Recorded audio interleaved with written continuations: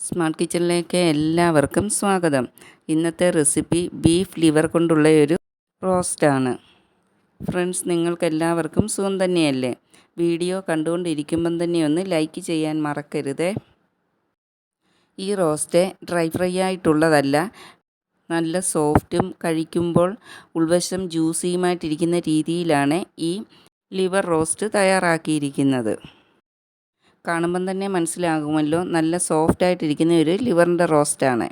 1/2 kilo liver പീസാക്കി ക്ലീനാക്കി എടുത്തതാണ്. ഇതിൽ 1.5 ടീസ്പൂൺ വിനാഗിരി ഒഴിച്ച് പുരട്ടി വെച്ചിട്ടുണ്ട്. പെട്ടെന്ന് വെന്ത് കിട്ടുന്നതിനും സോഫ്റ്റായിട്ടിരിക്കുന്നതിനും വേണ്ടിയാണ് അങ്ങനെ ചെയ്തിരിക്കുന്നത്.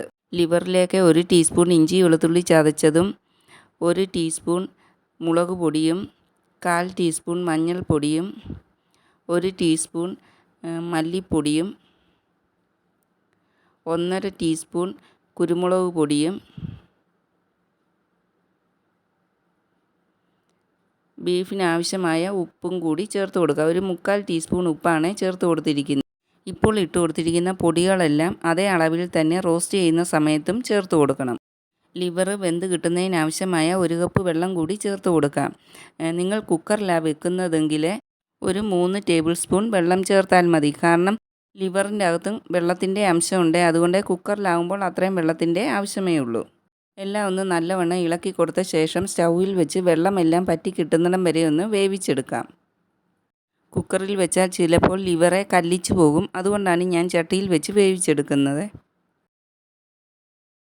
നല്ലവണ്ണം തിളച്ച് വന്നിട്ടുണ്ട്. അടപ്പ് മാറ്റി ഒന്ന് ഇളക്കി കൊടുക്കാം.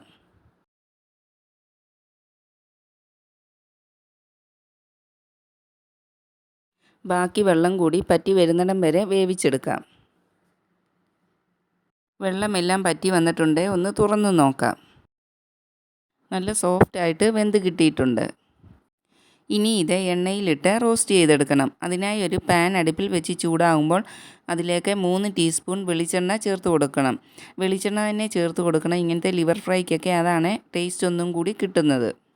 എണ്ണ ചൂടായി കഴിയുമ്പോൾ അതിലേക്ക് 1 ടേബിൾ സ്പൂൺ തേങ്ങാക്കൊത്ത് ചെറുതായിട്ട് അരിഞ്ഞതും കൂടി ചേർത്ത് കൊടുക്കാം. ഇത് വേണ്ടെങ്കിൽ ഒഴിവാക്കാം. പക്ഷേ ചേർത്ത് കൊടുത്താൽ ലിവർ ഫ്രൈയുടെ കൂട്ടത്തിൽ തേങ്ങാക്കൊത്ത് കടിക്കാൻ കിട്ടുന്നത് നല്ല ടേസ്റ്റാണ്. തേങ്ങാക്കൊത്തൊന്ന് മൂത്ത് വന്നു കഴിയുമ്പോൾ അതിലേക്ക് 2-3 വറ്റൽമുളക് മുറിച്ചതും കുറച്ച് കറിവേപ്പിലയും ചേർത്ത് കൊടുക്കാം. അതിനുശേഷം 3 മീഡിയം സൈസ് സവാള ചെറുതായിട്ട് നീളത്തിൽ അരിഞ്ഞതും കൂടി ചേർത്ത് കൊടുക്കാം. 1/4 ടീസ്പൂൺ ഉപ്പും കൂടി ചേർത്ത് കൊടുത്ത് സവാള ഒരു 2-3 മിനിറ്റ് ഇളക്കിയെടുക്കാം. അതിനുശേഷം 1 ടീസ്പൂൺ ഇഞ്ചി വെളുത്തുള്ളി ചതച്ചതും കൂടി ചേർത്ത് കൊടുക്കാം. ഇതും ചേർത്ത് സവാളയുടെ കളർ മാറുന്നിടം വരെ ഒന്ന് വഴറ്റിയെടുക്കാം.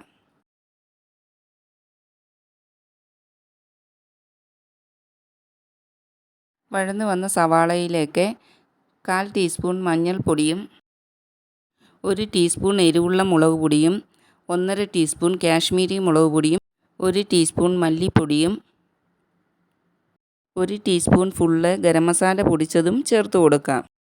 കുരുമുളക് പൊടി ചേർത്ത് കൊടുക്കാനുണ്ട്. അത് ഇപ്പോഴല്ല ചേർത്ത് കൊടുക്കുന്നത്, ലാസ്റ്റ് സ്റ്റൗ ഓഫ് ചെയ്യുന്നതിന് മുമ്പാണ്. പൊടികളുടെ എല്ലാം പച്ചമണം മാറി കിട്ടുന്നിടം വരെ വഴറ്റി കൊടുക്കാം.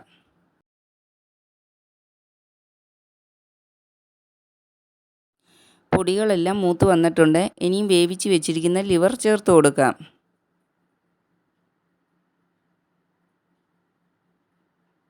സവാളയും പൊടികളും ലിവറും എല്ലാം കൂടി മിക്സ് ആകുന്ന പോലെ ഇളക്കി കൊടുത്തുകൊണ്ടിരിക്കാം. ഇപ്പോൾ നല്ല രീതിയിൽ ലിവർ റോസ്റ്റ് ആയിട്ട് കിട്ടിയിട്ടുണ്ട്. കുറച്ചും കൂടി ഡ്രൈ ആയി കിട്ടേണ്ടിയവരെ 1-2 മിനിറ്റും കൂടി ഇളക്കി കൊടുത്തുകൊണ്ടിരുന്നാൽ മതി. ഈ സമയത്ത് ഇതിലേക്ക് 2 ഇൻഗ്രീഡിയൻസും കൂടി ചേർത്ത് കൊടുക്കാനുണ്ട്. കുരുമുളകും പെരിഞ്ജീരകവും പൊടിച്ചതാണ് ചേർത്ത് കൊടുക്കാനുണ്ട്. കുരുമുളക് പൊടിയും കൂടെ ചേർത്ത് കൊടുക്കുമ്പോഴാണ് ലിവർ ഫ്രൈ ഏറ്റവും ടേസ്റ്റായിട്ട് കിട്ടുന്നത്. 1 ടീസ്പൂൺ കുരുമുളക് പൊടിച്ചതും 1/2 ടീസ്പൂൺ പെരിഞ്ജീരക പൊടിയും കുറച്ച് കറിവേപ്പിലയും കൂടി ചേർത്ത് എല്ലാം ഒന്ന് നല്ലവണ്ണം ഇളക്കിയെടുക്കണം.